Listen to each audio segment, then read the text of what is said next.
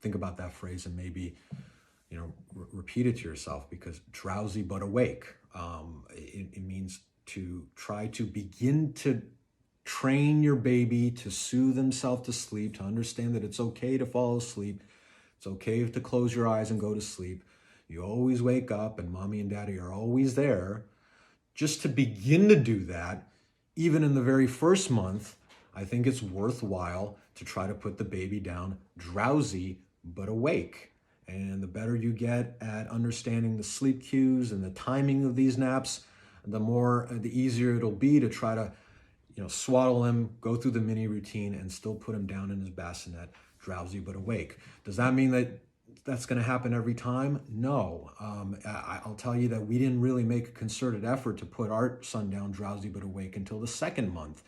In the first month, we didn't really, we tried to do it here and there as best we could. I think it's worthwhile to give it a shot every cycle, to be honest with you.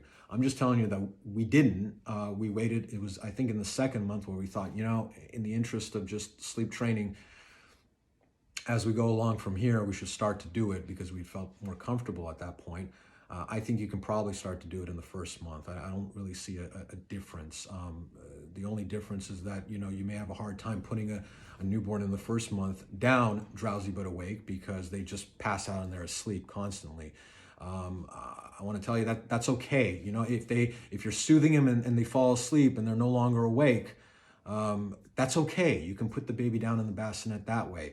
If you're holding him in your arms for a little bit of cuddling before you put him down for a nap and he falls asleep there, that's okay too. It doesn't mean that it's bad or wrong that the baby, that the newborn falls asleep and wasn't put down drowsy but awake.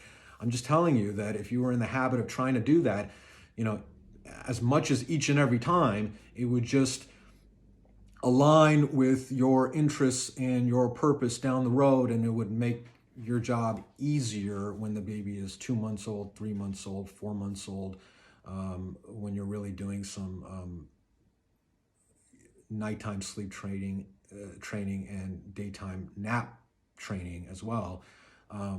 Your baby will already kind of understand these things because they've been grown accustomed to it.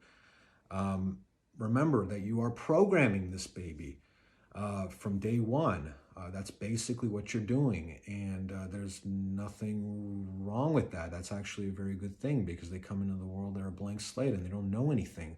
So you are essentially programming them the way you would something else, and you're telling them, hey, this is actually part of the routine. You get swaddled, you get sung a song, and then you go down the bassinet, and the baby, the last thing that it kind of remembers is that it's on its back in the bassinet. It sees your smiling face in front of its eyes, telling him that can't wait to see you when you wake up, and I'm going to have kisses for you, or whatever you like to say. And then you walk away. You turn on that sound machine or white noise machine. You've already darkened the room, and you let the baby go to sleep. Try to put him down drowsy but awake. If you hear fussing and crying, I'm not here to micromanage or tell you what to do. My advice is that it would be okay to pick him up, do a little brief soothing, do a little 5 S's. I mean, he's already swaddled, but do a little swaying, little shushing, but then put him back down drowsy but awake. Do that 3-4 times if you like. Even that process in itself, it'll over time begin to, drive the point home that we go down in our bassinet or in our beds when it's time to sleep. Alternatively, you could just let the baby fuss and cry for what'll probably be no more than a couple minutes or so before the avalanche wave of sleep overtakes them, and they'll fall asleep on their own. There is nothing wrong with a newborn baby crying for a minute or two or even longer, assuming that it's just fussiness and that they need a good nap.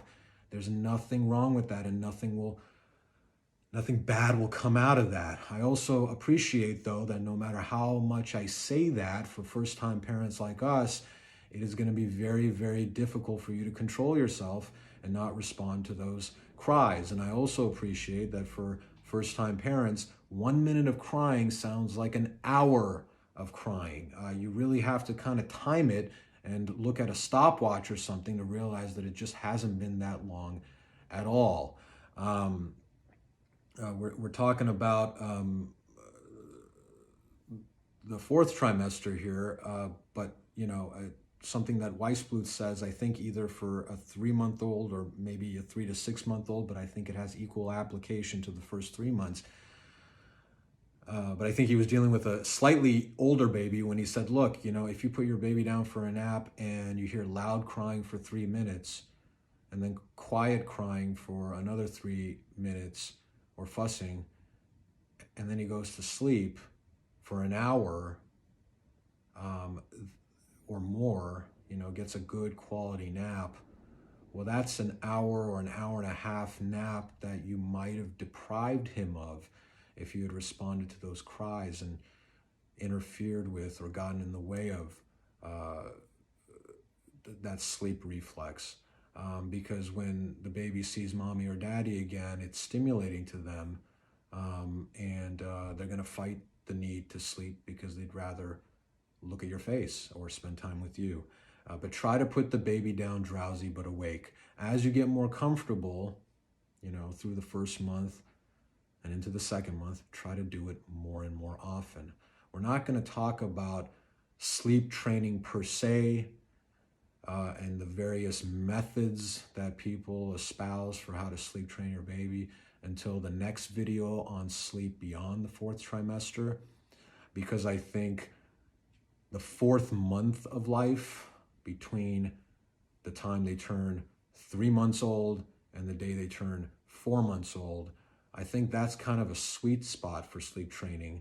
And I know that we've covered a lot of ground in this video to this point, so I'll defer that discussion to that later time. But for the first 3 months, just try to put your baby down drowsy but awake as often as you can, and more as time goes on. Again, if they fall asleep in your arms, that's perfectly fine. Just put them down in their own bassinet, in their own bed space to sleep, because you want to start as you mean to go on, and you don't want to build or create a habit that wouldn't have to be there otherwise, where the baby needs to nap or sleep in your arms. That's not going to be a good recipe for your family's well-being down the road.